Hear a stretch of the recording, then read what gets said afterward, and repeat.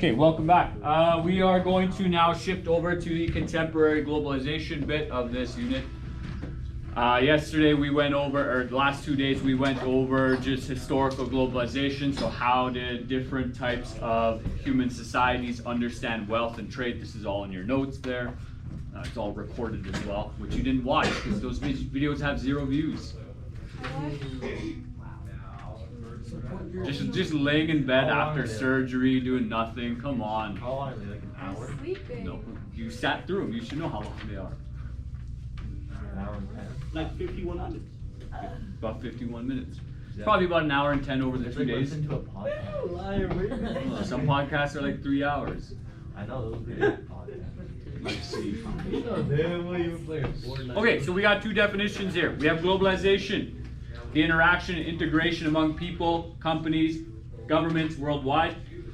So simplified, it's the movement of people, goods, information. Economics is the concerns the production and exchange of goods, services, money, and resources. That's what your textbook says.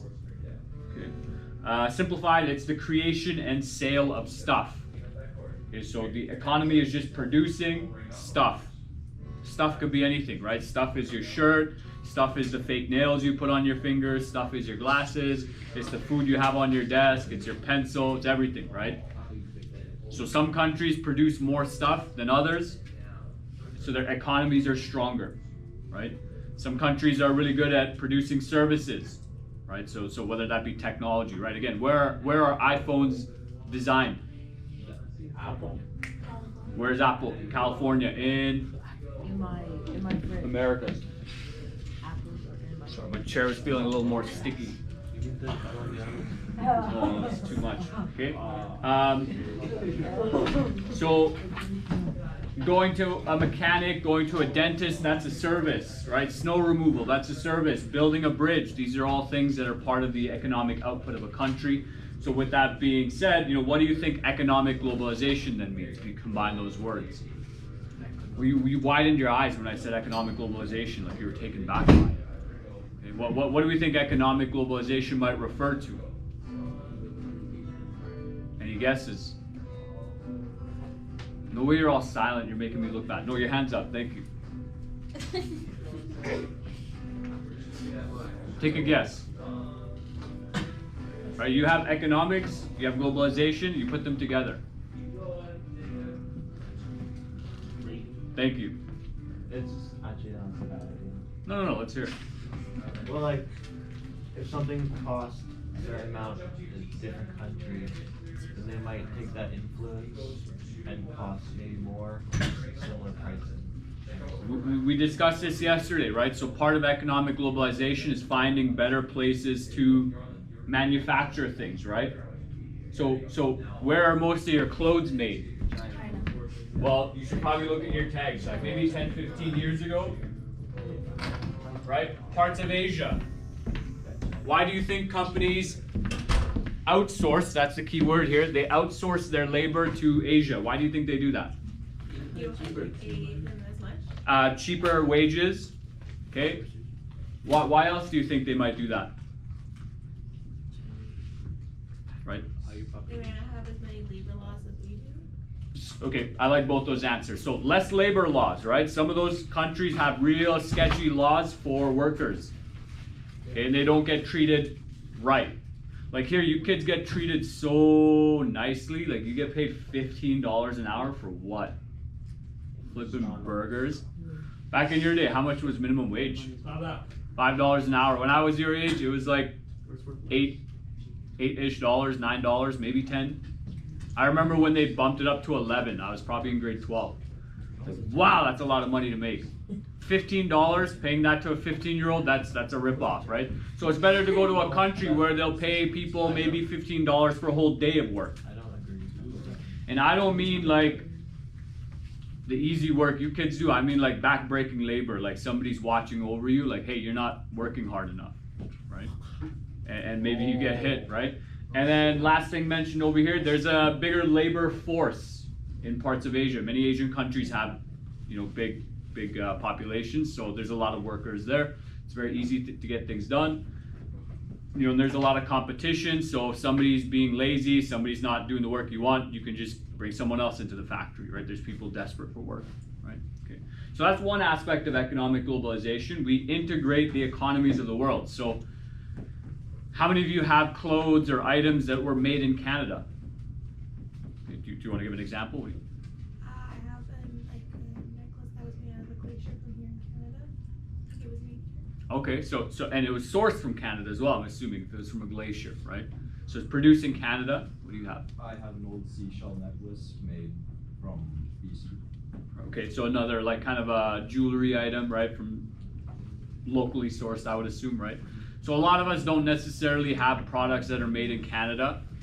And so part of economic globalization is that the material used to, let's say, make your clothes is grown in some country, one country. It's then put onto a ship, processed in another country. It's probably put on another big ship. It goes to another country where they take that raw material, they manufacture it into a shirt, and then they put it onto maybe a plane or a boat, and they send it to North America, Europe to be sold somewhere, right? So that's part of economic globalization. The world is connected, right? Good question. Yeah, I do. Would China use all the resources from China for themselves as well, or do they go out for other people to get shipments and stuff? Well, so China probably has a lot of resources, a lot of raw material resources, and so they can use what they have to produce things for themselves, but then they can also sell to the rest of the world. But keep in mind, you know, companies don't just have to use the materials that are sourced from their country of origin, right? So China can buy steel, they can buy the minerals needed, whatever they use to produce steel, from one country. They can smelt it, that's the process, in China, and produce, you know, steel rods, bars, whatever they make with steel, and then sell it back as a finished product to somewhere else, right?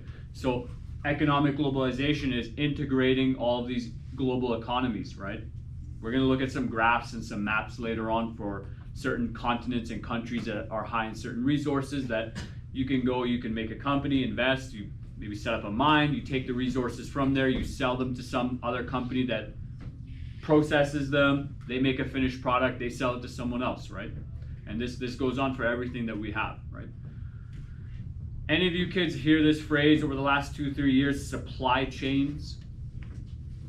With COVID, anyone?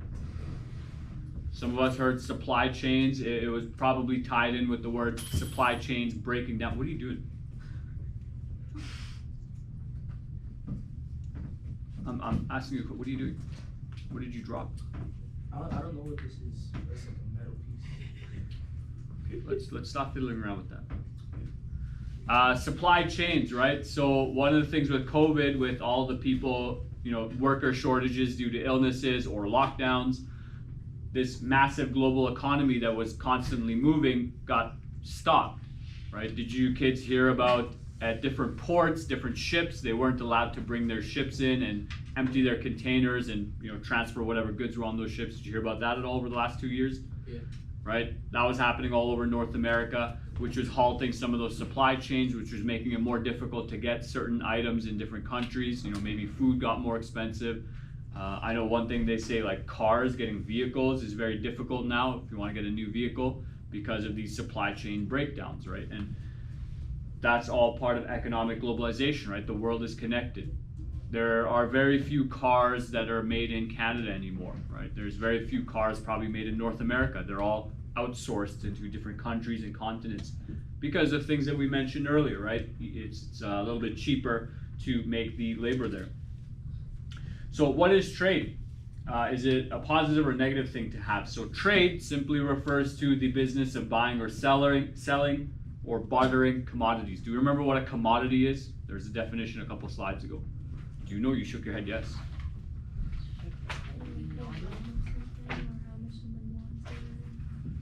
A commodity is a useful item, right? It's something you can buy or sell. So, for example, water on a hot day is a commodity because people might get thirsty, right? Heat, so oil and gas to heat your homes, that's a commodity. People use that, right? They use it to transport themselves. How many of you took a bus today? Right? So that bus, they had to fill it up with fuel to be able to drive it, right? Oil is a commodity. So trade is just the business of buying and selling these things. To give one thing in exchange for another. So that's a Merriam-Webster definition. So question, how does trade impact a country? Or should we break it down? How does trade impact a sports team? Can you think of an example? Like if they trade, they may get better sports supplies, like equipment. Better plan. You could get better players, perhaps better equipment. Yeah. How else does trade impact a team? Right? Is it just the players that are getting traded or moved around? Yeah. No. Right? Could be coaches, could be different staff members as well. And so if a team's not doing well, maybe they make a trade, they get a better player and they start doing better. Maybe they get a better coach, they start doing better. So how does trade impact a country? Any ideas? It's a bit of an abstract concept. It's a little tough for a 15-year-old to deal with. Any guesses? Oh, they're really embarrassing me right now. It's rough. Hey, there we go. Can affect them in a good and a bad way. Okay. Like, So what's a positive? they get more money from trading, and they can also get like agreements. Like if they give them, like you give them this, they'll give you this. Positive. That's an excellent response, right? One, it increases your economic output, so more money. Is more money good? Yeah. Usually, right? You can also make trade agreements, right? There's trade agreements all over North America. What's one thing that Canada produces a lot of? Oil that we sell.